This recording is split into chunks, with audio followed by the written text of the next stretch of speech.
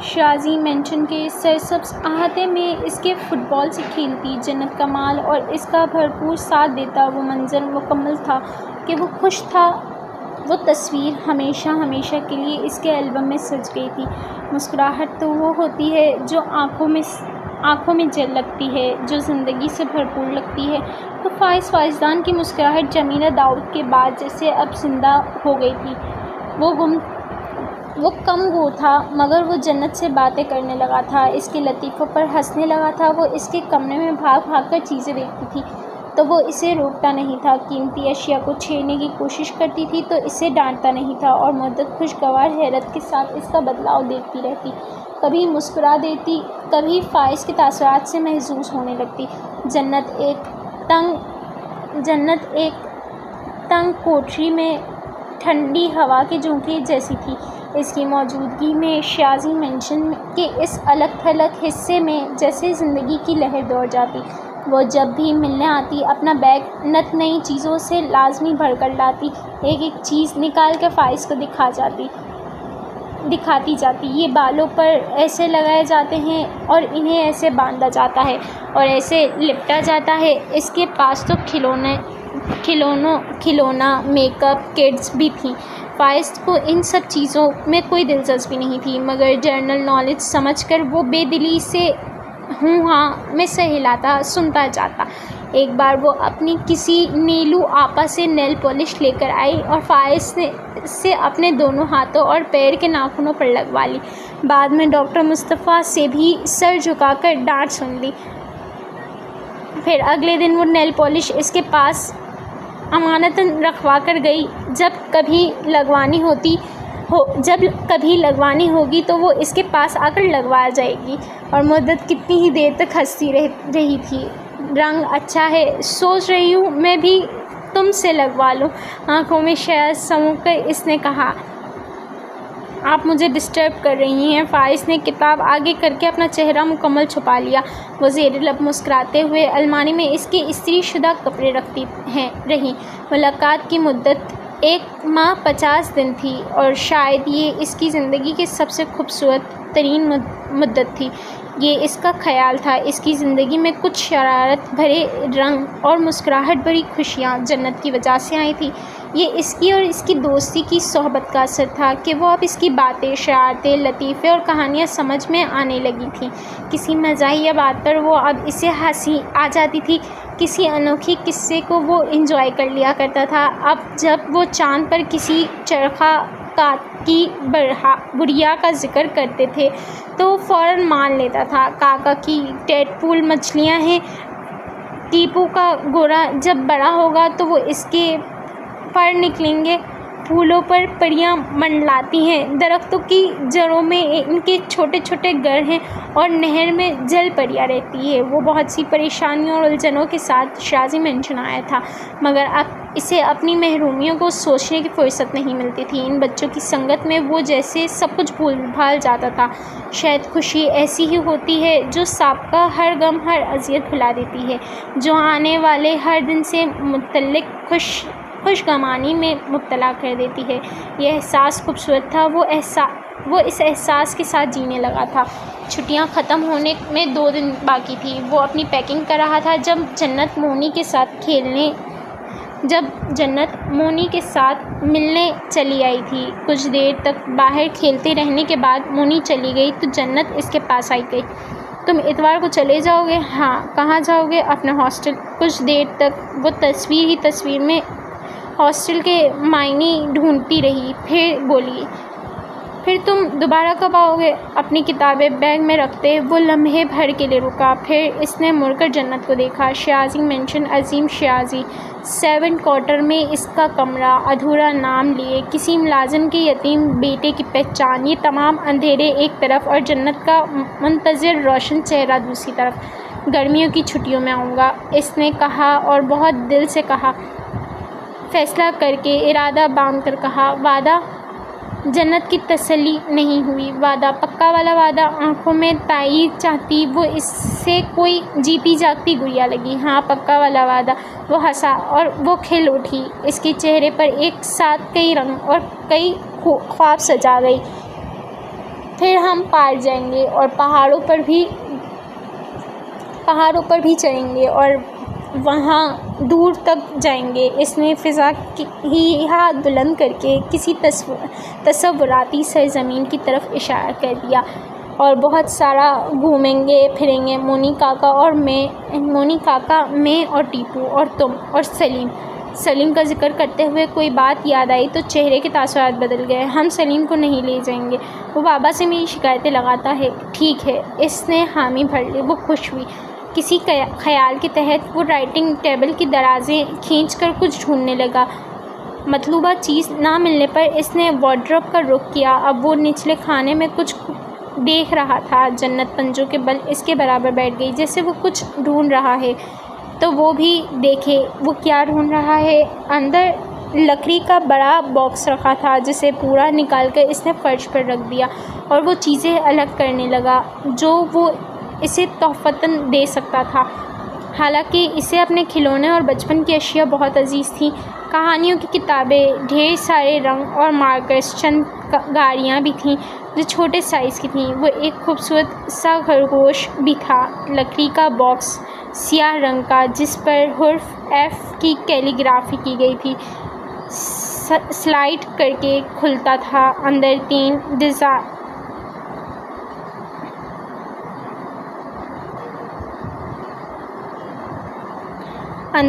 3 diaries pack شدہ حالت میں جوں کی توں رکھی تھی۔ اس نے یہ ڈائریز پچھلے سال کافی مہنگی قیمت پر خریدی تھیں، مگر باوجود کوشش کے اس میں کچھ بھی نہ لکھ سکا تھا۔ اس نے وہ باکس جنت کو دے دیا۔ بھلے سے وہ اس صفحوں کو پھاڑ کر ضائع کر دے یا سبق لکھ کر مشق کرے یا ڈرائنگ بناتی رہے، اسے پرواہ نہیں تھی۔ بس وہ چاہتا تھا اس کی چیزوں کو استعمال کرے، کہ اس کے پاس تو ہر تحفہ اور ہر چیز جوں کی توں پر ہی رہتی تھی۔ جنت اتنی ساری چیزیں دیکھ کر بے پناہ خوش ہوئی۔ تم بہت اچھے ہو، بابا سے بھی اچھے۔ اسے جب اپنی شدید خوشی کا اظہار کرنا ہوتا تو وہ اسے اپنے نانا سے اوپر کا درجہ دے دیتی تھی۔ وہ اسے تحائف کے ساتھ گھر چھوڑ کر آیا تو کتنی دیر تک اس کا دل بوجھل رہا۔ بورڈنگ اسکول میں ایڈمیشن کے بعد ایسا پہلی بار ہوا تھا۔ وہ واپس نہیں جانا چاہتا تھا۔ اس نے خود کو ہاسٹل تک محدود کر کے شیازی مینشن میں کبھی نہ آنے کا فیصلہ 3 سال پہلے کیا تھا، مگر اب وہ آنا چاہتا تھا، بار بار آنا چاہتا تھا۔ خواہش دل کی تھی، لبوں پر نہیں لائی جا سکتی تھی۔ نہ یہ گھر اس کا تھا، نہ لوگ اس کے اپنے تھے، نہ اس کے احساسات کی قدر تھی، نہ خواہشات کی کوئی منزل تھی۔ وہ اپنی منمانی نہیں کر سکتا تھا، اپنے راستے خود سے نہیں چن سکتا تھا، اپنی منزل خود سے متعین نہیں کر سکتا تھا۔ رات کروٹیں بدلتے گزر گئی۔ دن کے اجالے میں بھی اس پر اداسی چھائی رہی۔ مکمل تیاری کے ساتھ جب وہ کمرے سے باہر نکلا تو اس نے سیاہ رنگ کی 2 گاڑیوں کو بیرونی دروازے کے سامنے کھڑے دیکھا۔ آغا علی جس گاڑی میں اس کا سامان رکھ رہا تھا، وہ گاڑی شیازی خاندان کے مکینوں کے زیر استعمال رہتی تھی۔ اس کی رفتار خود بخود مدھم ہو گئی۔ گاڑی کے قریب پہنچنے تک اس کے تاثرات مکمل بدل چکے تھے۔ وہ سپاٹ چہرے کے ساتھ اب دوسری گاڑی کو دیکھ رہا تھا۔ شیشے سیاہ تھے، مگر وہ جانتا تھا گاڑی کے عقبی نشست پر کوئی موجود تھا۔ سیکیورٹی سخت تھی، اندازہ لگایا جا سکتا تھا کہ کوئی اہم شخصیت ہی تھی۔ ہارون شیازی، عظیم شیازی، اب پھر بیٹھو۔ آغا علی نے عقبی نشست کا دروازہ کھولا۔ دروازہ اس کے لیے کھولا تو وہ بیگ داہنے کندھے پر لٹکائے اپنی جگہ کھڑا رہا۔ آپ کی جیپ کہاں ہے؟ خراب ہے، مکینک کو ٹھیک کرنے کے لیے دی ہے، کچھ دن لگ جائیں گے۔ فائز اپنی جگہ سے 1 انچ نہیں ہلا۔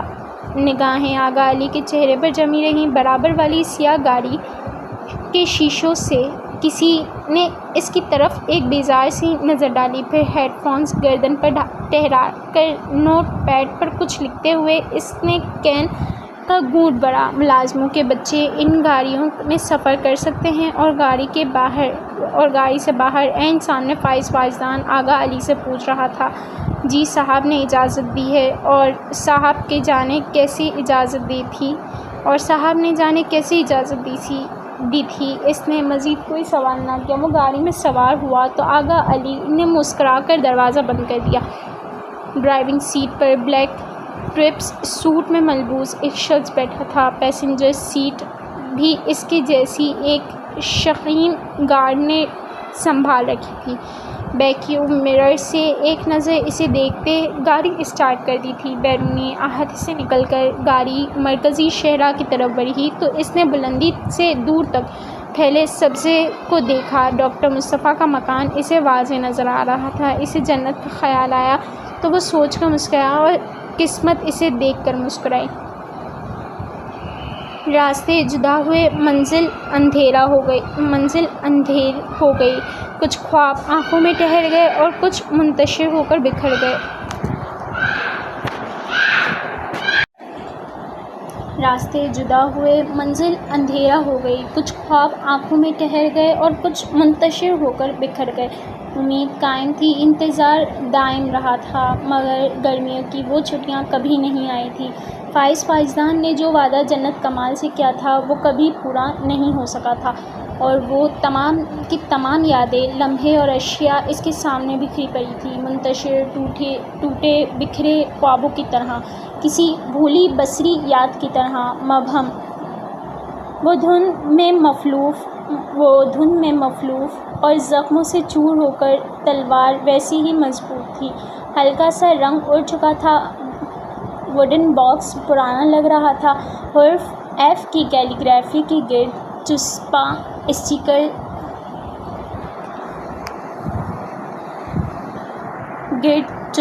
اسٹیکر محض اس نشانی کے طور پر رہ گئے تھے کہ انہیں اتارنے کی ناکام کوشش کی گئی تھی۔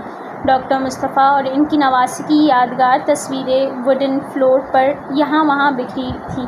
وہ ہر تصویر میں ان کے کندھے اور کہیں سینے سے لگی کھڑی تھی، اور ہر تصویر میں اس کی جاندار مسکراہٹ شہد رنگ آنکھوں میں چلکتی نظر آ رہی تھی۔ اس نے تین ڈائریز دی تھی اور ان میں سے ایک ہی اس کے قدموں میں پڑی تھی۔ اس نے ہمت کر کے کپکپاتے ہاتھوں سے ڈائری اٹھائی۔ وہ 7 سالہ جنت کی ڈائریز دیکھنے کی توقع کر رہا تھا، مگر ڈائری کے صفحے گزرے وقت کی ان حقائقوں اور محسوسات پر تھے جنہیں بیان کرنے کا جنت کو کبھی موقع نہیں ملا تھا۔ وہ غم جو اسے لہولہان کرتے تھے، وہ محرومیاں جو اسے فنا کرتی تھی، وہ تنہائی جو اس کا مقدر ہو گئی تھی، اور وہ خوف جو اس کے حواسوں پر سوار رہنے لگا تھا۔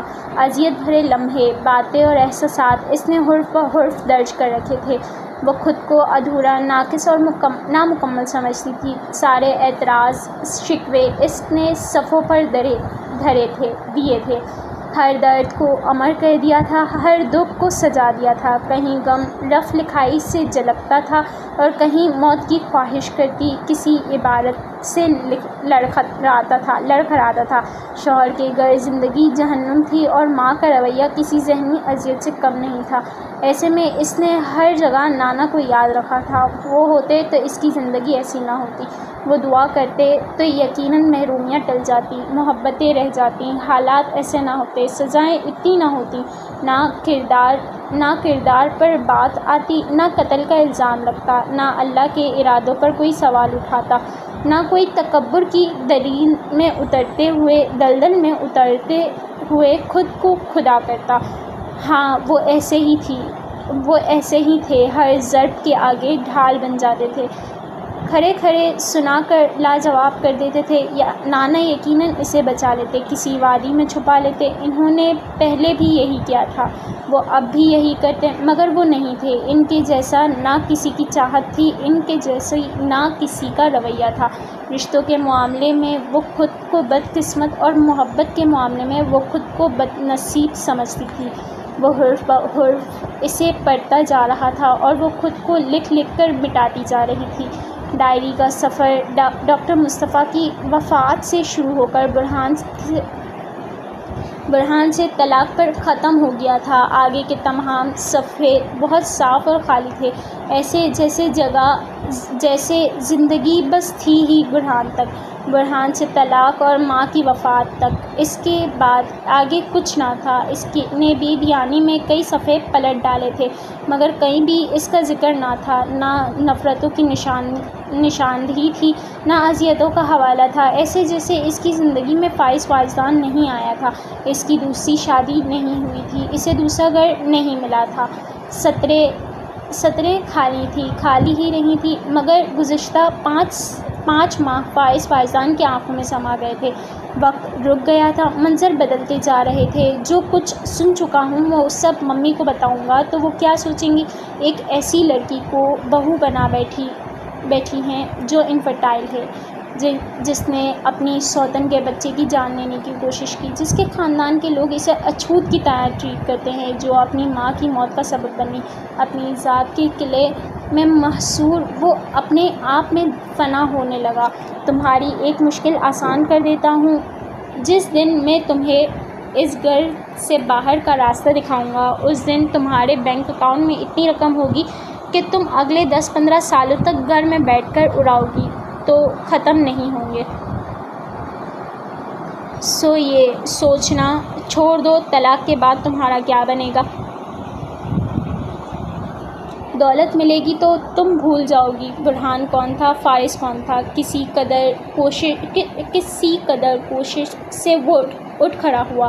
سیلف رسپیکٹ کیا اپنے ایکس ہسبینڈ کے گھر بیچ کھائی ہے تم نے؟ بمشکل قدم اٹھاتے ہوئے وہ سیڑھیاں اتر کر نیچے آ گیا۔ ویسے تمہاری ادائیں تمہارے پہلے شوہر کے کام نہیں آئیں، میرا مطلب ہے وہ تم اس کے ساتھ 5 سال رہی ہو۔ 5 سال کا عرصہ کوئی مذاق نہیں ہے، اس کے باوجود تمہیں طلاق ہوئی۔ سینے پر کوئی ثقیل شے آن پڑی تھی، تنفس بھاری ہونے لگا تھا۔ دستک دے کر اس نے مسز شیازی کے بیڈ روم کا دروازہ کھول دیا۔ وہ بیک گراؤنڈ سے ٹیک لگائے بالکل خاموش بیٹھی تھیں، آہٹ پر سر اٹھائے اس کی طرف متوجہ ہوئیں۔ زرکار روشنی میں انہوں نے اس کا حلیہ، اس کی آنکھیں اور اس کے تاثرات دیکھے اور پریشان ہو گئیں۔ وہ آہستگی سے قدم اٹھاتا ان کے پاس آ کر بیٹھ گیا تھا۔ اس کی آنکھیں بے تحاشا سرخ ہو رہی تھیں، چہرہ کرب کی عکاسی کر رہا تھا۔ میں نے یہ شادی آپ کے لیے کی تھی، میں اسے نبھانا نہیں چاہتا تھا۔ مسز شیازی دکھ اور صدمے سے اسے دیکھ کر رہ گئی۔ میں نے اسے بہت بار کہا یہ کانٹریکٹ میرج ہے، میں اسے ختم کر دوں گا۔ اس کا چہرہ آنسوؤں سے تر تھا۔ میں نے کہا جب تک ممی ہے تب تک تم یہاں ہو۔ مسز شیازی کی آنکھوں میں کرب اترا، آنکھیں دھندلا گئیں۔ میں نے اسے خوف دکھایا، میں نے اسے گردن سے پکڑا تھا ممی، میں نے اسے بہت نفرت دکھائی، بہت زیادہ نفرت دکھائی۔ اس کی آواز کانپ رہی تھی، چہرہ سرخ ہو رہا تھا۔ وہ ساری رات فرش پر بیٹھ کر روتی رہی۔ میں آواز سنتا رہا مگر میں نہیں گیا، حالانکہ جب وہ چھوٹی تھی اور روتی تھی تو میں فوراً جاتا تھا۔ وہ ان کے غصے اور ناراضگی کی پرواہ کیے بغیر روندی ہوئی آواز میں سب کہتا جا رہا تھا۔ وہ سدرا کی شادی پر نہیں جانا چاہتی تھی، میں اسے زبردستی لے کر گیا تھا۔ وہ میرے ساتھ واپس آنا چاہتی تھی، میں اسے ان ہی لوگوں میں چھوڑ کر آ گیا تھا۔ اس نے مجھے فون کیا، میں نے موبائل آف کر دیا۔ اس نے ریکارڈنگ بھیجی، میں نے سنے بغیر نمبر بلاک کر دیا۔ یہ میری نفرت تھی ممی، اور آپ مجھ سے پوچھ رہی تھی اس نے میرا انتظار کیوں نہیں کیا۔ وہ میرا انتظار کیسے کرتی؟ وہ گھر چھوڑنے سے پہلے میرے لیے کیسے رکتی؟ میں تو کبھی نہیں رکا اس کے لیے، میں نے تو کبھی انتظار نہیں کیا۔ مسز شیازی اسے اذیت اور بے بسی سے دیکھ کر رہ گئی۔ وہ یوں ٹوٹا ہوا تھا جیسے کبھی جڑ نہیں سکے گا، یوں بکھرا ہوا تھا جیسے کبھی سمٹ نہیں سکے گا۔ لیکن آپ میرا یقین کریں، اس نے مسز شیازی کے ہاتھ تھام لیے۔ میں کوشش کر رہا تھا، مجھے خود نہیں پتہ، لیکن میں بدل رہا تھا ممی، میں اسے اپنا رہا تھا۔ وہ ایک دم سے وہی 60 سالہ فارس ہو گیا تھا جو اپنی کہتا جاتا تھا اور روتا جاتا تھا۔ ایک ایک کر کے سارے شکوے وہ ان کی ہتھیلیوں پر دھر دیتا تھا، سارے غم سنا دیتا تھا، ساری محرومیاں دکھا دیتا تھا۔ وہ اسے باہوں میں بھرتی تھی اور تو وہ پرسکون ہو جاتا تھا، مگر آج ان کے سینے سے لگ کر بھی بے سکون ہو رہا تھا۔ میں اس کے ساتھ نہیں رہنا چاہتا تھا، میں دوبارہ محبت نہیں کرنا چاہتا تھا، لیکن میرا دل ممی، میرا دل، وہ اپنی تمام تر ہمت اور چٹان حوصلے کے ساتھ ریزہ ریزہ ہو گیا۔ اسے باہوں میں سمیٹتے سمیٹتے وہ خود بھی آبدیدہ ہو گئی۔ اس کے آس پاس اب اندھیرے تھے اور ماضی تھا، جنت تھی اور اس کا رویہ تھا۔ اس کا یقین تھا، اس کی امید تھی، اس کا یقین تھا، کتنے مان سے وہ اس کا ہر کام کرتی تھی، کتنی امید سے وہ اس کے آگے پیچھے پھرتی تھی، اور کتنے صبر سے وہ ہر کڑوے کسیلی بات سہ جاتی تھی۔ اسے یقین تھا وہ بدل جائے گا، اسے یقین تھا اس کا پتھر دل موم کر لے جائے گا، پتھر دل موم کر لے گی۔ اور جب یقین اثر کرنے لگا تھا تو وہ گھر چھوڑ کر چلی گئی تھی۔ اس نے طلاق اور کانٹریکٹ میرج کا ذکر کر دیا، مگر اس کے ذہن سے نہ نکل سکا۔ اپنے فیصلے بدلنے لگا، مگر اپنے ارادوں سے آگاہی نہ دے سکا۔ اس کی ہر عنایت سزا اور ہر مہربانی انتقام ہو گئی، اور وہ چاہ کر بھی غلط فہمی دور نہ کر سکا۔ معاملات دل کے تھے اور دل تک رہ گئے تھے، لفظی اظہار تو کہیں بھی نہ تھا، نہ اعمال سے امید ظاہر ہوئی تھی۔ وہ جو خود اپنے احساسات سے بے خبر رہا تھا، اسے خبر کیسے دیتا؟ وہ جو خود مایوسی کی دلدل میں دھنسا ہوا تھا، اسے امید کیسے دلاتا؟ وہ ایک انعام تھی، بے شمار خسارے اور نقصانات کے بعد اس کے حصے میں آئی تھی، اور وہ اس کا نصیب تھی، اس کا رزق، اس کی راحت، اس کا سکون، جیسے وہ اپنے ہاتھوں سے گنوا بیٹھا تھا۔ خود احتسابی کی دو دھاری تلوار پر قدم دھرتے ہوئے وہ واپس پلٹ رہا تھا، مگر پیچھے ایک نہ ختم ہونے والی خلش اور کسک کے سوا کچھ بھی نہیں باقی تھا۔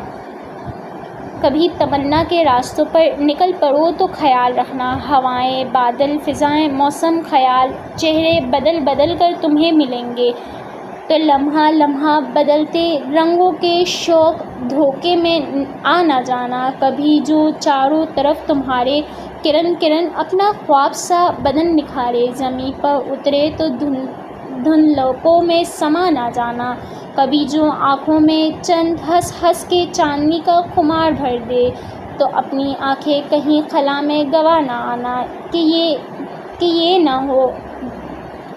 نہ ہو پھر جو خواب ٹوٹے، دھنک کا سراب ٹوٹے، کہ جسم و جاں پر عذاب ٹوٹے، اور تم بمشکل لرزتے ہاتھوں سے کرچی بدن سنبھالے، کہیں بلندی پہ چڑھ کے رستی ہوئی نگاہوں سے واپسی کے نشان ڈھونڈو، اجڑ گیا جو جہاں ڈھونڈو۔ کبھی تمنا کے راستوں پر نکل پڑو تو خیال رکھنا، کہیں سے خالی پلٹ کے آنا بہت کٹھن ہے۔